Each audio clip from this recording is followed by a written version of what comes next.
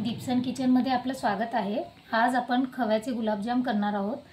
त्यासाठी मी इथे या वाटीने 4 वाटी खवा घेतला आहे आणि इथे जो खवा घेतला आहे तो खवा इथे 4 वाटी घेतला आहे। तर त्यासाठी मी इथे मैदा घेतला आहे थोडा अर्धा वाटी। आता हा जो आहे तर हा खवा थोडा पातळ असला तर थोडं करत मी यावर मैदा घेणार आहे आणि हा जो आहे खवा जो आहे आधी आपल्याला छान मळून घ्यायचा आहे, म्हणजे यामध्ये काही गाठी राहणार नाही। या हाताच्या या साहाय्याने जे आपण छान मळून घ्यायचं आहे, जसं आपण भाकरीसाठी पीठ मळतो तसं मळून घ्यायचं आहे। आधी छान यामध्ये ज्या काही गाठी असतील त्या आधी काढून घ्यायच्या आणि नंतर थोडं करत मैद्याचं पीठ घ्यायचं। त्यामध्ये हे असं पीठ मळून घ्यायचं आपल्याला 15 ते 20 मिनिटं।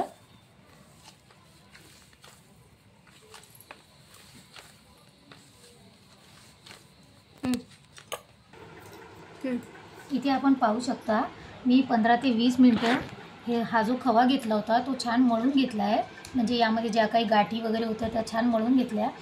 आणि हा जर खवा पातळ असेल तर यामध्ये थोडं करत मी हा मैदा घेतला होता आणि हा थोडंसं तेल टाकून मळून घेतलं होतं आणि अर्धा तास जो आहे तो रेस्ट करण्यासाठी ठेवलं होतं। आता इथे आपण पाहू शकता, आता एक गोळा आपण करून पाहणार आहोत।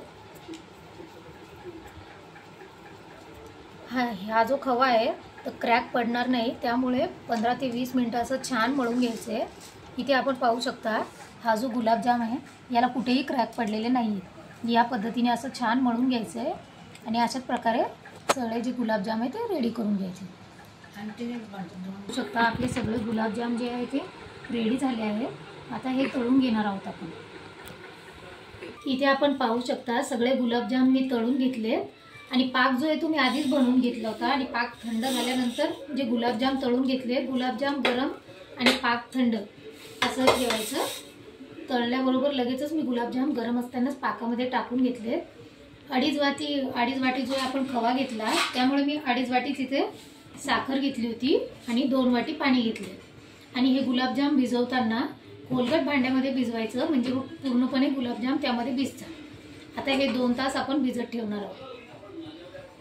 चला इथे आपण पाहू शकता आपले गुलाबजाम जे आहे 2 तास मी भिजत ठेवले होते आणि अगदी परफेक्ट असं शेपमध्ये गुलाबजाम जे आहे ते आपले रेडी झाले आहेत। इथे आपण पाहू शकता।